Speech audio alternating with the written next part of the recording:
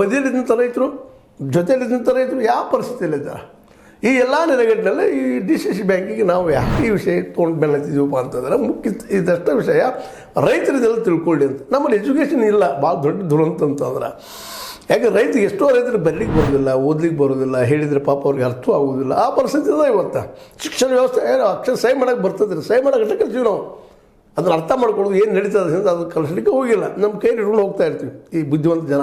ನಾವು ಒಬ್ಬರಿಗೆ ಆರೋಪ ಮಾಡ್ತಾ ಇಲ್ಲ ಇದನ್ನು, ಪ್ರತಿಯೊಬ್ಬ ಇಲ್ಲಿಯ ಬುದ್ಧಿವಂತ ನಾಯಕರಿಗೆ ಹೇಳ್ಬೇಕಾಗಿದೆ ಇವತ್ತು.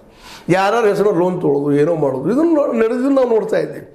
ಶೇರ್ ಇರ್ತದೆ, ಇನ್ನೊಬ್ಬರ ಹೆಸರು ದುಡ್ಡು ತೊಗೊಳ್ಳೋದು, ತಾವು ತಮಗೆ ಬಳಸ್ಕೊಳ್ಳೋದು, ತಮ್ಮ ರಾಜಕಾರಣ ಮಾಡ್ಕೊಳ್ಳೋದು, ಮತ್ತೇನು ಮಾಡ್ಕೊಳ್ಳೋದು ನಾವು ನೋಡ್ತಾ ಇದ್ದೀವಿ, ನಿರಂತರ ನೋಡ್ತಾ ಇದ್ದೀವಿ. ಹೀಗಾಗಿ ಎಷ್ಟೋ ಸಹಕಾರ ಸಂಘಗಳು ದಿವಾಳಿ ಎದ್ದು ಹೋಗ್ಯದ, ಮುಚ್ಕೊಂಡು ಹೋಗ್ಯದ. ಹೀಗಾಗಿ ಅದರ ವಿಶ್ವಾಸ ಜನ ಉಳಿಲಾರದಂಥ ಸ್ಥಿತಿ ನಿರ್ಮಾಣ ಆಗ್ಯದ.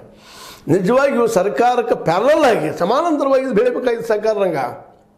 ಇವತ್ತು ನೋಡ್ರಿ, ನಮ್ಮ ಮೋದಿಜಿಯವರ ಅತ್ಯಂತ ಬಂಟ ಶಾರ್ ಅವರು ಸಹಕಾರ ಕ್ಷೇತ್ರ ಸ್ಟೇಟಿಗೆ ಸಂಬಂಧಿಸಿದಂಥದ್ದು, ಅದು ಸೆಂಟ್ರಲ್ ತೊಗೊಂಡ್ರದು.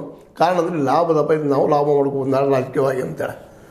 ಇದು ಅನೇಕ ನಾವು ನೋಡ್ತಾ ಇದ್ದೀವಿ ಇದನ್ನೆಲ್ಲ. ಈಗ ಆ ದಿಶೆಯಲ್ಲಿ ನಮ್ಮ DCC ಬ್ಯಾಂಕ್ ಆಗಬಾರ್ದು, ಲಾಭದಿಲ್ಲದ ಎಲ್ಲರಿಗೂ ಆಗಲಿ. ಅದಕ್ಕಾಗಿ ನಾವು ಇವತ್ತು ಮೇಲೆ ಒತ್ತು ಕೊಟ್ಟಿರುವಂಥದ್ದು ಕೇವಲ ಅದು ಬ್ಯಾಂಕಾಗಿ ಉಳಿಬಾರ್ದು, ಜೊತೆಗೆ ಅದು ವ್ಯಾಪಾರಕ್ಕೆ ಅಂದರೆ ನಮ್ಮ ರೈತರಿಗೆ ಆಗುವಂಥ ವ್ಯವಸ್ಥೆ ಮಾಡಬೇಕು ಅಂತೇಳಿ. ಯಾಕೆಂದರೆ ಸಾಲ ತೊಗೊಂಡು ಬಡ್ಡಿ ಕೊಡೋದಾಯಿತು, ಬಟ್ ಆ್ಯಕ್ಚುಲಿ ಇವತ್ತು ಗೋಡೌನ್ಗಳು ಮಾಡಿಕೊಂಡು ಮತ್ತೇನು ಮಾಡಿದ್ರೆ ಪ್ರತಿ ಗ್ರಾಮ ಪಂಚಾಯತಿ ಅಥವಾ PKPSಗಳು ಇವತ್ತು ಗೊಬ್ಬರ ಗಿಬ್ಬರ ಕೊಡ್ತಾರೆ, ರೈತರಿಗೆ ಹರಿಸ್ತಾ ಇರ್ತಾರೆ.